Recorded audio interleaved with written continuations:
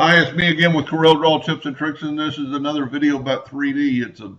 I'm having a ball creating these 3D patterns. Thought I'd share it with you, and this is what it's going to look like if I can get to the picture. This is what it's going to look like 3D. These are actually going, and this is real small. So I think if you made it larger, would take longer runtime. But these are going up, and this one's going down. And look at that definition. I mean, the camera really does it no justice. So let's just draw one. Very easily done. I've already got a 6-sided polygon there. I'm 0.1 on my inch. My nudge factor is 0.1. So I'm going to Control D and make a duplicate and move it over. I'm going to Control D and make a duplicate and move it over. Then you just go ahead and make another duplicate. Then grab your handle and it should snap right to it. Control D and make a duplicate. You need to be able to move it when that square or 4-sided point comes into effect. So let's move this down.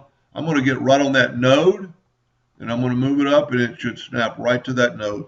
And there's plenty of videos on how to turn on snap to. Then we're going to take this center one and we're going to make it white. And I think it is all white except for the other ones. Well, there must be a, nope. Okay, now that's all white, just these others on top. It's because of the order that I put them in, and we can change that.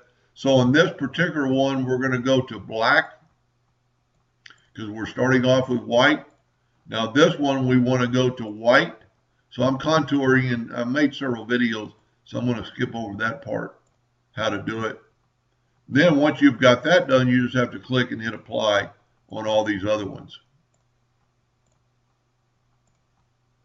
And I'm going to show you another little tidbit here. This looks funny because it's off. Well, that's because this one is behind that one. So you go to range, order, put to front of page, and now it's even. That's a really cool one. And then, as in the other videos, I would make it small. This thing's less than, I mean, it's tiny, but you could always enlarge it to engrave it. And then it's going to be a lot more defined slopes. I'm going to do one more on this series before I call it quits, and it's going to be producing something like this. Anyway, hope that helped a little bit. Thank you for watching.